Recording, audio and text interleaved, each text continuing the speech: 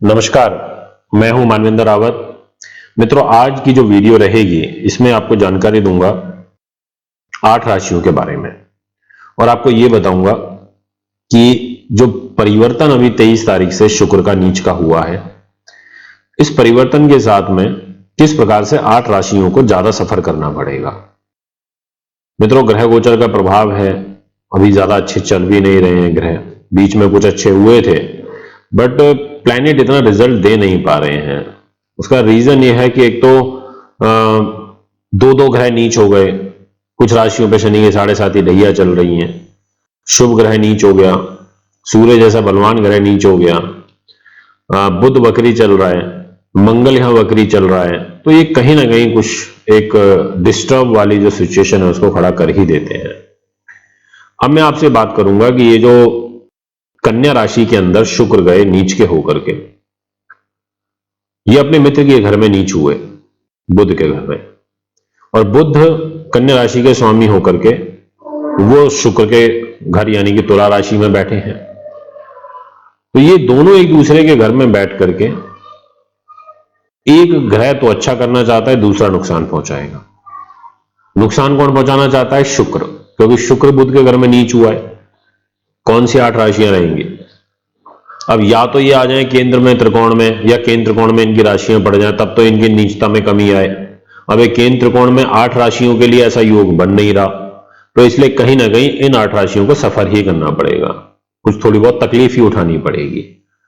तो यहां पर मैं आज आपको यही बताऊंगा और सबसे पहले बात करना चाहूंगा आपसे मेष लगन की।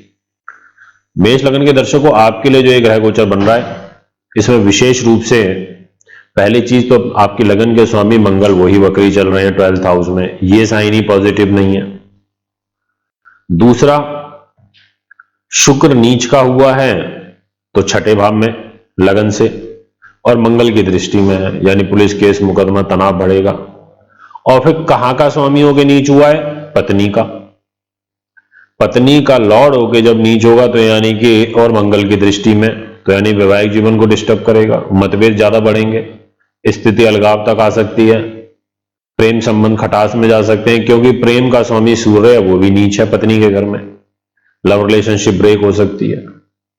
बुध हेल्थ का स्वामी होकर के पति के घर में बैठा है, मतलब लाइफ पार्टनर की हेल्थ को कहीं ना कहीं नुकसान पहुंचेगा। तो इसीलिए यहां मेष लगन वालों के लिए यह स्थिति ज्यादा अच्छी नहीं है, लग्नेश पीड़ित होने का इसमें एक कारण है। और दूसरा, शुक्र बुध की जो प्लेसमेंट है वो भी ज्यादा अच्छी नहीं दिखाई देती। इसके बाद जो नेक्स्ट लगन राशि रहेगी वो है वृष। वृष लगन के जातकों, आपके लिए आपका लग्नेश ही शुक्र नीच है और बुद्धि पर नीच है। डिसीजन गलत होना, जल्दबाजी में करना, और मंगल की दृष्टि में आना, यानी कि एकदम आनंद फानंद में तेज गुस्सा हो जाना, गुस्सा जल्दी आ जाना, आक्रोश में आकर डिसीजन लेना, बाद में पछताना, ऐसा होगा आपके साथ, ऐसा आप स्वयं में अनुभव करेंगे। फिर कहां का स्वामी होकर नीच हुआ है? 6ठे भाव का, हेल्थ का और लगन का, यानी कि स्वास्थ्य खराब होगा, यानी कि पेट आंत से संबंधित कोई शिकायत होगी, किडनी से, लीवर से रिलेटेड कोई प्रॉब्लम आएगी। बुध का क्या रोल है? बुध स्वयं पंचमेश होकर के जिस राशि में शुक्र नीच है, वो संतान को, गर्भ को लेकर 6ठे भाव में रोग में चले गए, यानी गर्भवती महिलाओं को ध्यान रखना होगा और संतान के साथ में तनाव बढ़ेगा। और मंगल की अष्टम दृष्टि वो भी बुध पर है, मंगल की सप्तम दृष्टि वो शुक्र के ऊपर है, तो मंगल ने भी इन दोनों को ग्रैब कर लिया, पकड़ लिया, इसलिए यहां पर ध्यान रखना होगा। इसके बाद जो नेक्स्ट लगन राशि रहेगी वो है कर्क। कर्क के जातकों के लिए यहां विशेष रूप से मैं ये कहना चाहूंगा कि शुक्र नीच हुए हैं मन को, सुख साधनों को, प्रॉपर्टी को लेकर के, वो भी 3रे भाव में।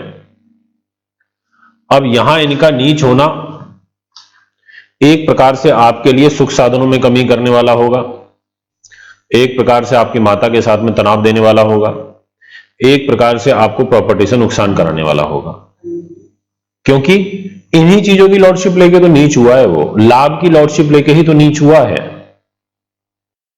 और फिर तीसरे भाव साहस पराक्रम का स्वामी केंद्र में तो आ गया, तो ऐसी स्थिति में आपका कॉन्फिडेंस तो बढ़ेगा, साहस तो बढ़ेगा, पर गलत दिशा में प्रयोग हो सकता है, क्योंकि मंगल बल दे रहे हैं अष्टम दृष्टि से, और मंगल दे किसको रहे हैं? बल अपने शत्रु को, बुध को। तो वो तो चाहेंगे कि आप गलत दिशा में अपने बल को प्रयोग करो, इसलिए भी आपको यहां बचना होगा, इसलिए भी आपको यहां लड़ाई झगड़े से दूर रहना होगा, इसीलिए भी आपको यहां पर गले से और कानों से संबंधित कोई विकार आपको लग सकता है। इसके बाद जो नेक्स्ट लगन राशि रहेगी वो है आपके लिए तुला लगन। तुला लगन के जो दर्शक रहेंगे उनके लिए जो ये ग्रह गोचर बन रहा है, इसमें लग्नेश अपनी राशि से 12th हाउस में नीच हो रहा है। अब वो जब लग्नेश हो गए 12th हाउस में नीच होगा, खर्चे बढ़ा देगा, तनाव बढ़ा देगा, 12th हाउस में पैरों में तकलीफ दे देगा, आयु का स्वामी होकर के नीच हुआ है, साथ में जो बुध है वो खर्च का स्वामी होकर लगन में आ गया। तो एक प्रकार से क्या होगा? यहां खर्चों की अधिकता, अनायास व्यर्थ के खर्चे, जल्दबाजी के, जो आपको तनाव देंगे, गलत आदतों पे चले जाना, पैसा व्यर्थ हो जाना, ऐसी स्थिति यहां पर तुला लगन वालों के लिए बन जाएगी। फिर मंगल हेल्थ में बैठे हैं 6ठे भाव में, और वो फिर शुक्र को देख रहे हैं, तो वो और ज्यादा स्वास्थ्य को खराब करना चाहेंगे, इसलिए आपको प्रिकॉशन बहुत एक्टिवली वर्क करना होगा। इसके बाद जो नेक्स्ट लगन राशि रहेगी वो है वृश्चिक। आपके लिए जो ग्रह गति बन रही है उसमें जो विशेष रूप से है, आपका शुक्र नीच का लाभ स्थान में बैठ गया, 12th हाउस का स्वामी 11th हाउस में लाभ में गया, मतलब व्यापार में पैसा खर्च होगा, बड़े भाई बहनों के ऊपर धन खर्च होगा, वो आपका पैसा आपसे लेके चले जाएंगे, या उनकी कोई देनदारी या कुछ है तो उनका एक प्रेशर रहेगा। और बुध लाभेश होके खर्च में चला गया, मतलब बचत नहीं हो पाएगी, सेविंग्स नहीं हो पाएंगी, कुल मिला के खर्च होता रहेगा, इनकम कम होगी, इनकम फ्लैक्चुएट होगी, ऐसी एक स्थिति बनेगी आपके लिए, इसलिए आपको यहां ध्यान रखना पड़ेगा। इसके बाद जो नेक्स्ट लगन राशि आती है वो है कुंभ। कुंभ लगन वालों के लिए क्या होगा? उनके लिए सबसे बड़ी बात, एक तो लग्नेश अपनी राशि से 12वें में है, दूसरा शुक्र अष्टम भाव में नीच है, और अष्टम भाव का स्वामी बुध वो अस्त है भाग्य स्थान में, तो भाग्य की हानि, पिता से तनाव, स्वास्थ्य खराब होना, और सुख साधनों का नाश होना। कोई गाड़ी वगैरह अभी रुक जाए, थोड़ा ना खरीदें, अच्छा मुहूर्त का इंतजार कर लें, या थोड़ा शुक्र को आगे निकलने दें, या फिर सूर्य का परिवर्तन होने दें, या सूर्य एटलीस्ट कम से कम 27-28 तारीख के बाद में कुछ कर सकते हैं, ऐसे आपको करना पड़ेगा। इसके बाद नेक्स्ट लगन राशि आती है मीन।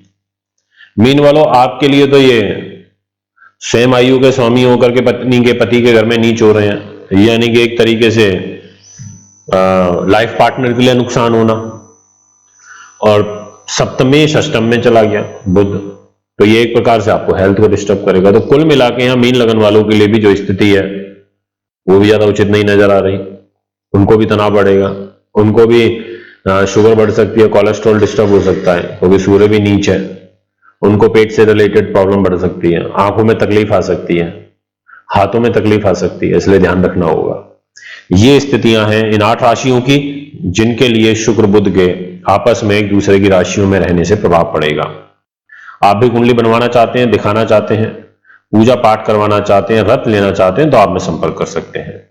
एक बार मित्रों, पुनः आगामी कार्यक्रम में आपके समक्ष में उपस्थित होऊंगा। अभी आपसे इजाजत चाहता हूं। नमस्कार, धन्यवाद। New Delhi 59, phone number 01125638157, 25638168, mobile number 9999886090।